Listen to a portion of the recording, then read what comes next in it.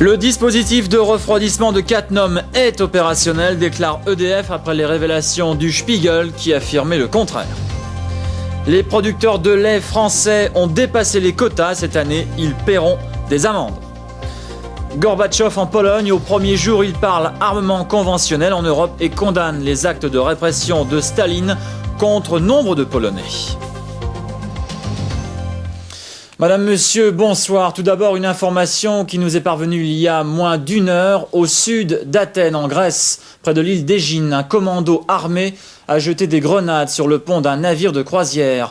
L'attaque a fait au moins 3 morts et plusieurs blessés. Le commando a ensuite pris la fuite à bord d'un voilier. Nous espérons avoir des images au cours de ce journal et bien sûr des précisions sur les circonstances de cette action terroriste.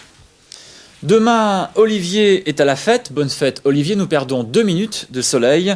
Au mois de juillet, on met la faux au sillon. Foi de dicton. Lui, il a mis le nez dehors. Patrice Nicolas, la météo.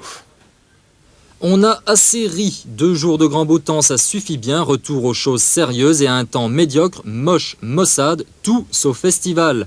Demain, la France est couverte, le vent d'ouest a encore frappé. Température à la baisse de 18 degrés en Bretagne à 27 degrés dans l'extrême sud-est. Chez nous, rien de mieux, les orages de la nuit auront vite fait de rétablir un temps instable. Nuageux à frais, encore quelques éclaircies passagères, mais les températures sont à la baisse de 19 à 21 degrés, pas plus. Dégradation assurée pour les 5 jours à venir. À l'instant, nous venons de recevoir les images de cet attentat au sud d'Athènes dont je vous parlais en début de ce journal. Nous allons voir donc ces images, je vais vous les commenter rapidement. Des images d'un amateur qui a donc pu filmer l'attentat commis par un commando qui a attaqué donc un navire de croisière au sud d'Athènes, près de l'île d'Égine. J'espère que les images vont bientôt apparaître sur votre écran. Les terroristes ont abordé le bateau occupant tous les niveaux. Ils ont ensuite tiré des coups de fusil et lancé des grenades et des cocktails Molotov. Il y avait 450 passagers à bord de ce navire de croisière. Un premier bilan fait état de 3 morts et de plusieurs dizaines de blessés. Les terroristes, selon les passagers, auraient le type arabe.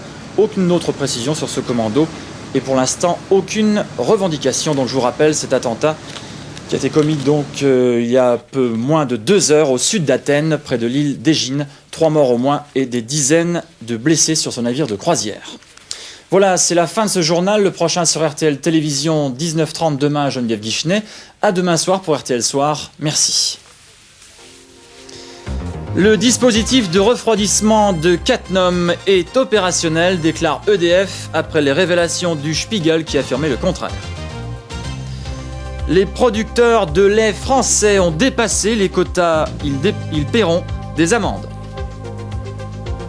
Gorbatchev en Pologne, au premier jour, il parle armement conventionnel en Europe et condamne les actes de répression de Staline contre nombre de Polonais.